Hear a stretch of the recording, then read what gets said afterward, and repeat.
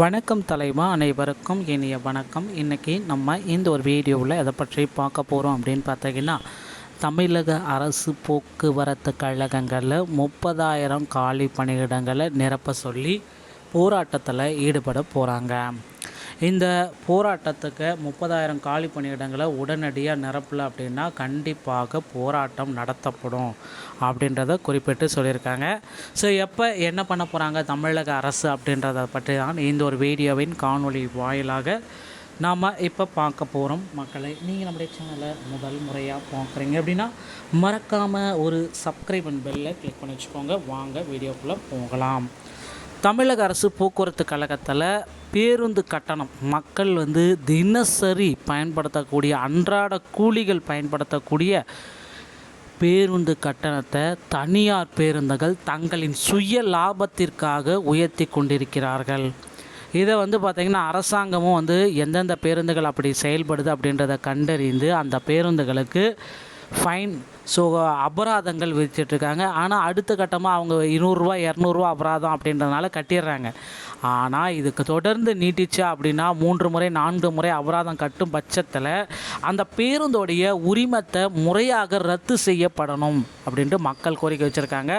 அப்படி ரத்து செய்யப்பட்டால் மட்டும்தான் அந்த பேருந்து உரிமையாளர் அடுத்தடுத்து இந்த மாதிரி தவறை செய்ய மாட்டார் அப்படின்றத கோரிக்கை வச்சுருக்காங்க. முதல்வர் விஜய் மற்றும் போக்குவரத்து துறை அமைச்சர் பார்த்திபன் அவர்கள் இதற்கு தக்க முடிவு எடுப்பாங்க அப்படின்றத விரைவில் நம்ம எதிர்பார்க்கலாம். அரசு போக்குவரத்து கழகத்தில் 30,000 காலி பணியிடங்கள் சரிங்களா, டிரைவர், கண்டக்டர் ஆகஸ்ட் 25 முதல் போராட்டங்களை நடத்த போகிறதா சொல்லியிருக்காங்க. சிவகங்கை அரசு போக்குவரத்து கிளைகளில் 30,000க்கும் மேற்பட்ட காலி பணியிடங்கள் நிறைவேற்றிருக்கு. இதை நிரப்பியே ஆகணும் அப்படின்ற மாதிரி கோரிக்கைகள் ஒரு பக்கம் வலுந்து போயிட்டுருக்கு. அப்படின்றதுனால தமிழகத்தில் 8 மண்டலங்களை கீழ் 22 கோட்டங்கள் மூலம் அரசு போக்குவரத்து கழகங்கள் செயல்பட்டு வருகிறது. 24,000க்கும் மேற்பட்ட பஸ்கள் இயக்கப்பட்டு வருகிறது.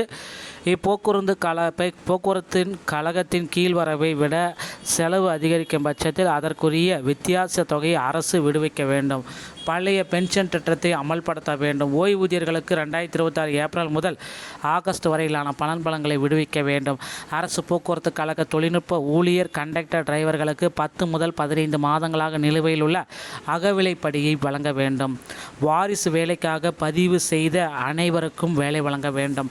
எலக்ட்ரிக் பஸ் இயக்கத்தை தனியாரிடம் வழங்குவதை தவிர்த்து அரசு போக்குவரத்து கழகம் முழவே நடத்த வேண்டும்.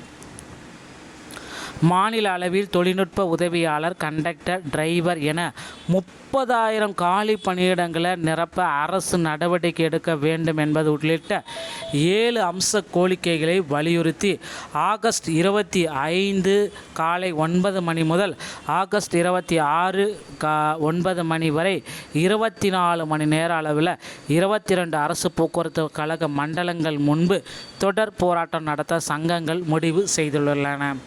அரசு போக்குவரத்து கழக சங்கங்கள் CITU காரைக்குடி கோட்ட தலைவர் தெய்வ வீர பாண்டியன் கூறியதாவது, பணிக்காலத்தில் உயிர்நீத்த ஊழியர்களின் வாரிசுகளுக்கு பணி வழங்காமல் 5% மட்டுமே வழங்கப்பட்டது ஒரு வேதனைக்குரிய செயல். இதனால் தொழிலாளர் குடும்பங்கள் வேலை கிடைக்காமல் தவிர்க்கின்றன. இது போன்ற பிரச்சனைகளுக்கு தீர்வு வலியுறுத்தி ஆகஸ்ட் 26 முதல் 25 to 26 இரவு பகலாக தொடர் முழக்க போராட்டம் நடத்த உள்ளோம் அப்படின்றது குறிப்பாக சொல்லியிருக்காங்க.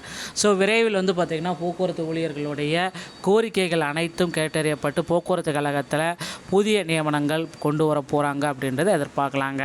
ஸோ இந்த ஒரு வீடியோ பதிவு உங்களுக்கு இதை பற்றி தான் விளக்குகிறது. ஒருவேளை ஆகஸ்ட் 25 26 ஒரு நாள் பேருந்து ஓடாமல் கூட இருக்கலாம். ஸ்ட்ரைக்கு அப்படின்றதுனால என்ன வேணால் நடக்கலாம், பொறுத்து தான் நாம் பார்க்கலாம். இந்த மாதிரி தகவலை நீங்கள் உடனுக்குடன் பெற நீங்கள் நம்முடைய சேனலோட இணைந்தீர்கள். மீண்டும் ஒரு நல்ல தகவலோடு நான் உங்களை சந்திக்கிறேன். நன்றி, வணக்கம், தேங்க்யூ.